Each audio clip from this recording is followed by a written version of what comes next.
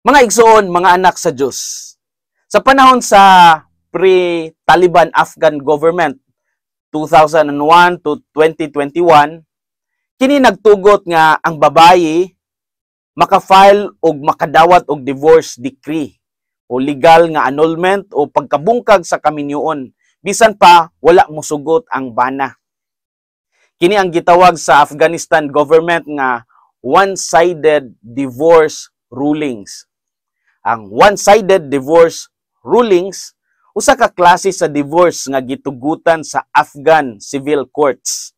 Din ang asawa pwede maka-file og divorce base sa abuse, base sa abandonment, forced marriage o kapakya sa bana sa iyang mga obligasyon. Pananglitan, ang bana dili makasuporta financially, abusado ug uban pa. Apan pag-abot sa Islamic fundamentalist regime nga nagmando karon sa Afghanistan nga mao ang Taliban government, wala na nila giila kining one-sided divorce. I-cancela nila ang tanang one-sided divorces nga giisyu sa mga korte sa previous nga gobyerno.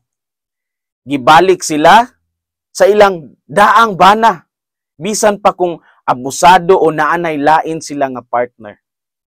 Kung magpabilin sila sa ilang bag-o nga bana, maakusahan sila og adultery. Kini nagpasabot nga thousands of women karon ang gitawag og adulterers sa ilalom sa Taliban law. Bisan pa legal ang ilang pagbulag o pagminyo pag-usab sa karaan nga gobyerno.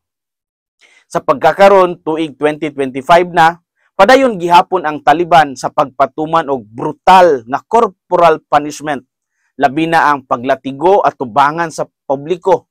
O gani na ay mga plano nga ibalik ang stoning o pagbato sa mananapaw hangtod kini mamatay.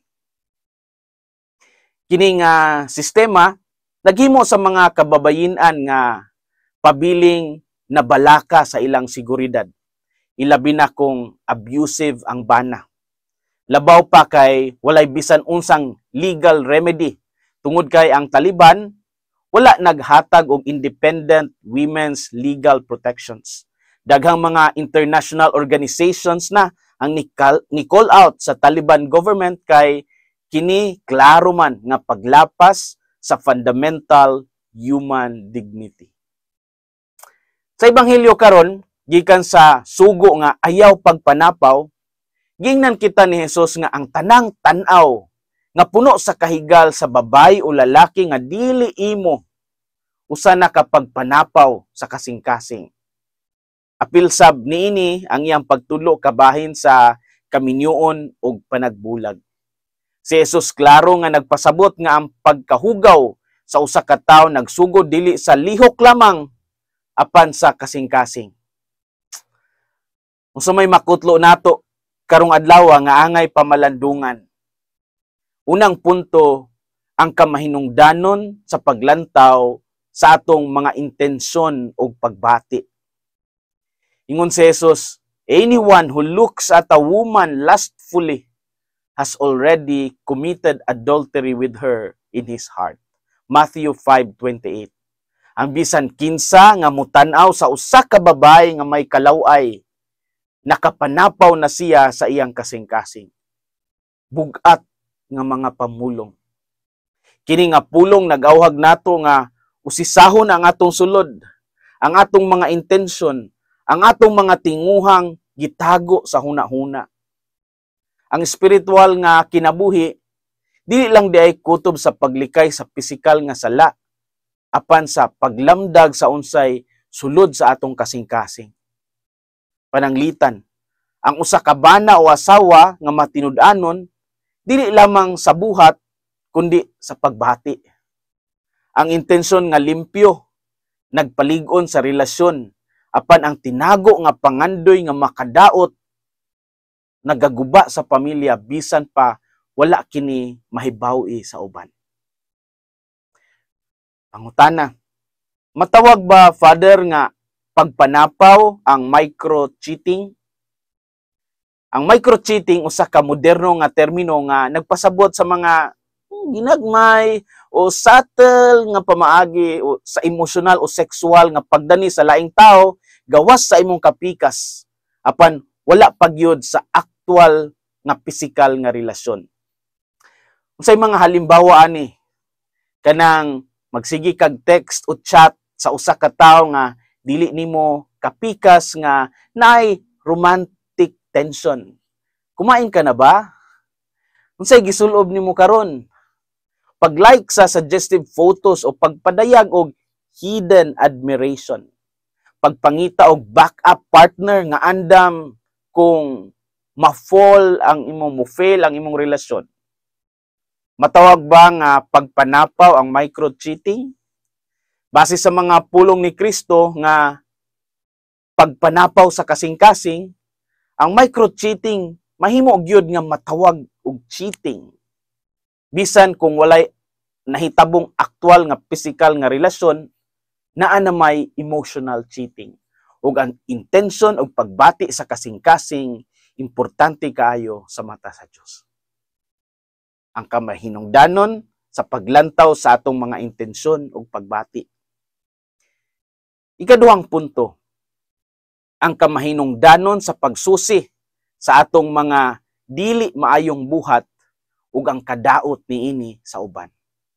Ingon pa ni Jesus, if your right hand causes you to sin, cut it off and throw it away. Matthew 5:30. Kung ang imong tuo nga kamot makapasala kanimo, putla kini og ilabay. Naturalmente dili kini literal, apan usa ka radical nga pahinumdom nga likayan gyud ang mga butang nga magdala kanato sa kadaot. Ang sala dili lang personal, aduna kini epekto sa uban. Pananglitan, ang usa ka ginikanan nga mosulod sa illicit affair, makaguba sa anak, sa pagsalig ug sa kinatibuk ang pamilya. Ang usa ka leader nga mohatag og dautan nga ehemplo, makahatag og samad sa moralidad sa iyang komunidad. Father, real talk lang ba? Stricto gyud ay si Jesus, no? Killjoy man di ay si Jesus, no? Well, si Jesus wala nagdili sa kalipay. Apan nag-awhag nga atong saligan ang kalipay nga tinud-anay. Ang kalipay nga nag-agad sa kasing-kasing nga limpyo og responsableng relasyon. Sa kalibutan karon nga daw naghatag na og premium sa mga kabit og mga extramarital affairs. Ang tawag sa pagka-Kristiyanos wala na usab. Gitawag ta gihapon nga mahimong mapaubsanon sa atong mga intensyon o responsable sa atong mga buhat. Ang kamahinungdanon sa pagsusi sa atong mga dili maayong buhat ug ang kadaot niini sa uban.